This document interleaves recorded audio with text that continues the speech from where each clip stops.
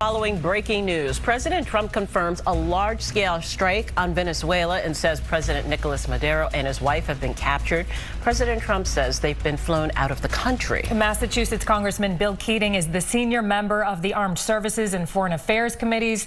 He joins us live this morning. Congressman Keating, thank you for joining us. First, we want to ask you, were members of Congress briefed about this operation ahead of time, or are there plans for members of Congress to be briefed? Well, good morning.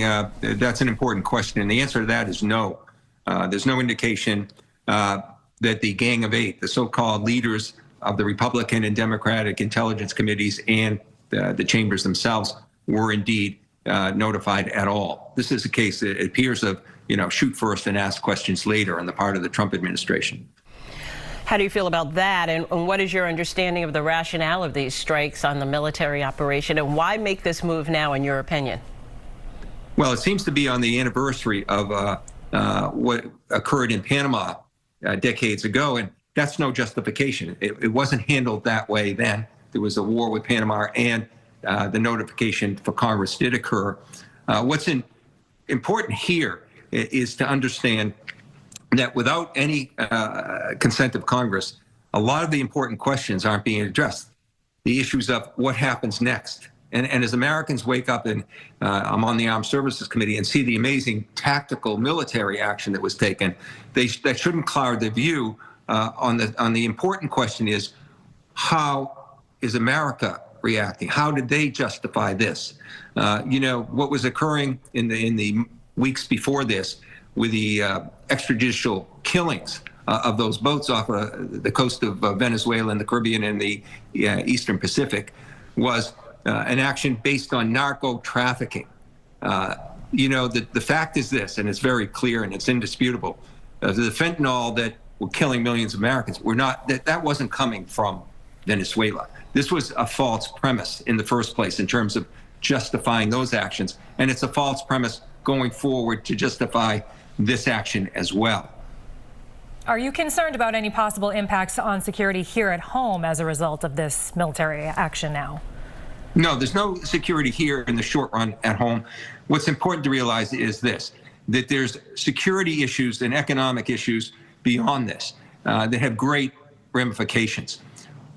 This is going to be headed, according to reports from Secretary Rubio, just press reports, that they're going to have a trial in the U.S. Of Maduro on drug trafficking charges.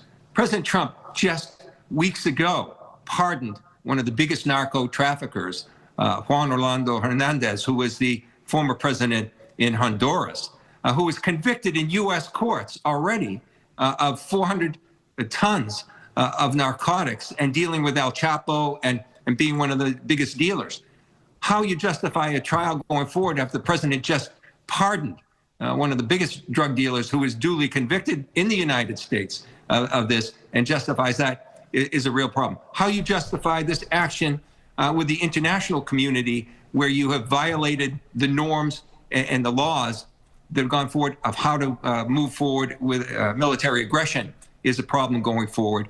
What happens with the stabilization in Venezuela is a question that's not answered going forward. What happens in the whole region where President Trump has just threatened in the last few days the president of Colombia is questions going forward. How this will affect the whole relationship in the Western Hemisphere, including Mexico, is an issue. But the justification that the Chinese might need to move on Taiwan, the further justification of Russia in Ukraine going forward. We have ceded some moral ground, clearly, with this unprecedented action that's occurred. And so as this unfolds and the American public wakes up to a successful military action, maybe scenes of some people rejoicing in the streets of Venezuela where a bad guy has been removed as their leader, we should take as much time as Americans and certainly as members of Congress to say what we have done and how it affects our security going forward, our standing in the world, the economic and military impacts of that. These are important questions that should have been addressed before not in the aftermath of this action. Thank you so much for our briefing, Congressman Keating. Of course, there's been some global reaction of both condemnation and calls for de-escalation. Thank you so much. And of course, Americans are in Venezuela. We want to hear about that too.